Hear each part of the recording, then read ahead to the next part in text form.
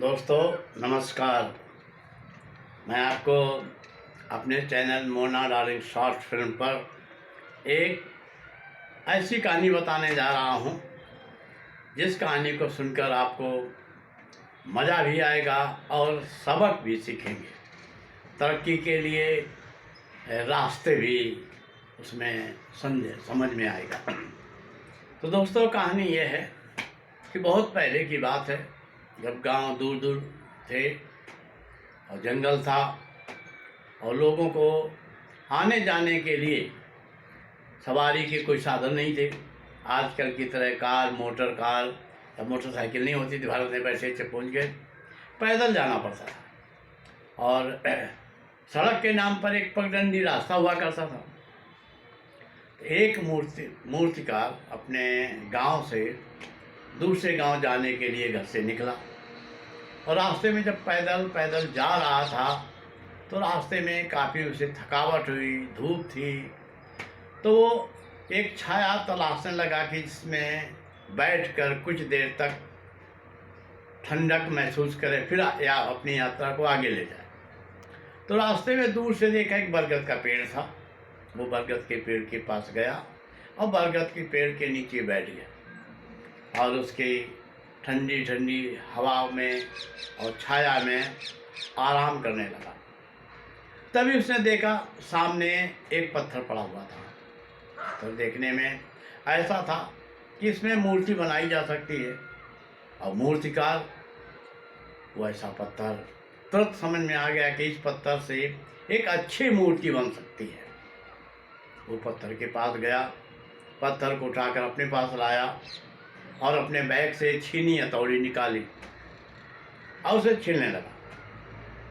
जब भी पत्थर पर वो छीनी हथौड़ी से वार करता था तो पत्थर चिल्लाता था, जोर जोर से रोता था, मुझे मत मारो, मुझे मत कष्ट दो, मुझे मत काटो।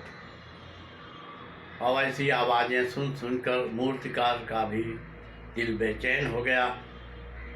उसने उस पत्थर को वहीं रख दिया और फिर इधर उधर देखा उसने तो उसे एक और दूसरा पत्थर मिला और वो पत्थर ले करके अपने पास रखा, छीनी हथौड़ी से निकाल कर उसे छीलने लगा। और जब उस दूसरे पत्थर को छीनी हथौड़ी से छील रहा था, तराश रहा था, वो पत्थर चुपचाप शांत पड़ा हुआ था, छीनी हथौड़ी की चोट को सह रहा था, तकलीफ को महसूस कर रहा था, लेकिन कुछ नहीं बोल रहा था। मूर्तिकार ने उस पत्थर को छील कर तराश कर एक खूबसूरत मूर्ति बना दी और मूर्ति इतनी खूबसूरत बनी कि मूर्तिकार भी सोचने लगा कि वाह क्या मूर्ति है। और उसने उस मूर्ति को बरगद के पेड़ के जड़ के पास रख दिया और अपनी यात्रा पर चला गया। समय बीता, 2-3 साल के बाद मूर्तिकार को फिर काम पड़ा और वो उसी रास्ते से उस दूसरे गांव को जा रहा था। तो दूर से देखा बरगद के पेड़ के नीचे काफ़ी लोगों की भीड़ है, भजन गाने की आवाज़ आ रही, संगीत की आवाज़ आ रही। बरगद के पेड़ के पास पहुंचा तो उसने देखा तो जो भीड़ है उसी मूर्ति की पूजा कर रही है। उस मूर्ति पर लोग फल, फूल, मिठाइयाँ चढ़ा रहे हैं, नारियल चढ़ा रहे हैं और बड़ा उस मूर्ति का मान सम्मान कर रहे हैं। और वो दूसरा पत्थर जो चिल्ला रहा था वो उस मूर्ति से 10 फुट दूर था।